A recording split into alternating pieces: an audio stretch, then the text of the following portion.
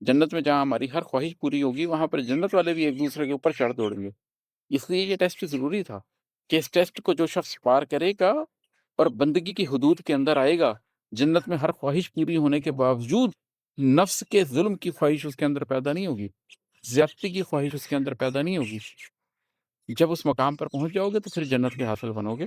تو قلب کو روشن کرو، ادروائز اختیار نہیں مل سکتا، نہ اس دنیا میں وہ اختیار اچھا ہے اور آخرت میں تو اختیار ممکن ہی نہیں ہے قلب روشن کے بغیر۔ قلب روشن نہیں اگر میرا، کیا کروں گا میں اختیار کے ساتھ؟ اور ہے کہ کاش آئیں ملائکہ جس دم، کاش آئیں ملائکہ جس دم، جان لیں میری خاص پیار کے ساتھ۔ ہم جانتے ہیں قرآن کریم ہمیں بتاتا ہے کہ کچھ لوگ ایسے ہیں کہ جب ملائکہ ان کی روحیں قبض کرتے ہیں تو ان کی پیٹھوں پر اور ان کے جسموں پر مارتے ہیں، ہتھوڑوں سے ضرب لگاتے ہیں، اس لیے کہ روح کو پتہ ہوتا ہے کہ اب عذاب شروع ہو جائے گا، وہ جسم سے نکلنا نہیں چاہ رہی ہوتی، ان کے جسم سے کھینچ کر ریشے ریشے سے روح کو نکالا جاتا ہے، وہ ایک اذیت سے گزرتے ہیں۔ اور کچھ لوگ ایسے بھی ہیں جن کو فرشتے آتے ہیں تو ایسے روپ میں آتے ہیں کہ آ کر کہتے ہیں کیا ہے نفس مطمئنہ، تو رب سے راضی اور اب تجھ سے راضی۔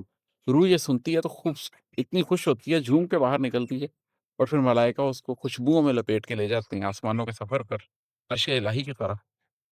تو ایک خواہش ہے کہ کاش ملائکہ لینے جب مجھے آئے، آنا تو ہے حضرت جبرائیل علیہ السلام کے پاس، جو ایک پورا ڈپارٹمنٹ ہے جو انسانوں کی روحیں قبض کرتا ہے۔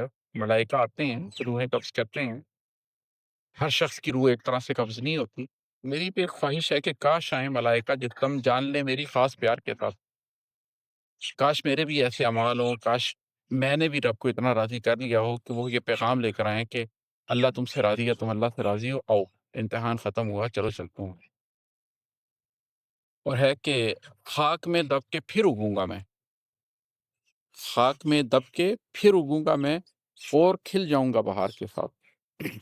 کچھ لوگ ہیں جو خاک میں ڈلتے ہیں، ڈالے جاتے ہیں، قبر میں دفنائے جاتے ہیں، اور پھر وہ اس لحد میں مٹی ہو جاتے ہیں۔ لیکن کچھ لوگ وہ ہیں کہ جن کا جسم تو مٹی ہوتا ہے لیکن ان کی روح مٹی نہیں ہوتی، ان کو سلا نہیں دیا جاتا، بہت سی روحوں کو سلا دیا جاتا ہے۔